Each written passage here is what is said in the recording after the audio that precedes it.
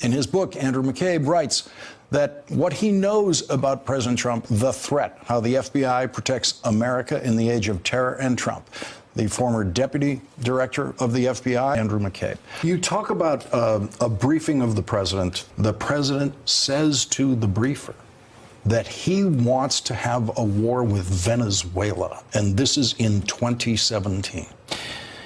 Yeah, the president's remarks to the room were along the lines of, I don't understand why we're not looking at Venezuela. Why are we not at war with Venezuela? They have all the oil and they're right on our back door. So I can't put myself in the president's mind. I can't say how, clearly crystallized, how clearly his intent had crystallized. But these were comments that caused us deep concern. They were incredibly troubling. It's dumbfounding.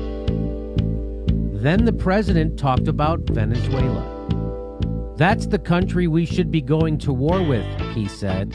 They have all that oil, and they're right on our back door. I think that's this coup stuff in Venezuela, arming rebels, causing a civil war, all this horrible stuff. Everybody in Congress is like this with Trump, pretty much. Everybody's okay, and they know that this is what it actually is. It's a grab for oil. Everyone knows this. Except somehow the American people are still deluded because everybody on every corporate news show repeat the government propaganda. Maduro's a bad guy. He a president. The election was bad. That's propaganda. That's called manufacturing consent. Why do you think they have to tell you every time they want to overthrow, do a regime change, illegal war on a country, they have to first tell you how bad their leader is and how he...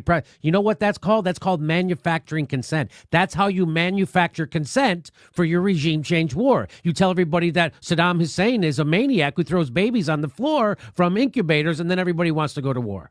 You tell everybody that Assad gasses his own people, and then everybody wants to go to war. You tell them Maduro doesn't do real elections, and he oppresses his own people, and they're starving while he's eating steak. And then you go in and you go. So if we have a horrible leader, why doesn't somebody invade us? You just wanted to do it to a poor country that's rich with oil? Do you see that we're ruled by psychopaths? Do you see that the news media is filled with sociopaths and narcissists? Sociopaths.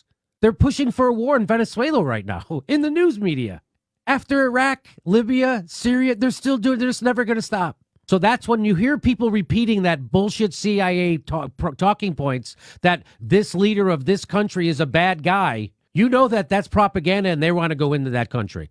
Name me one country that doesn't have a bad guy as its president. We had a president who had a torture program, invaded countries illegally. We have another president. My last president, Barack Obama, had the world's biggest terrorist program, according to Chomsky, the drone program. And now we have Donald Trump, who everybody tells me is a traitor to his own country. So where's the good guys?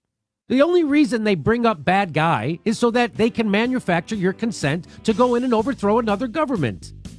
And you repeat it like idiots.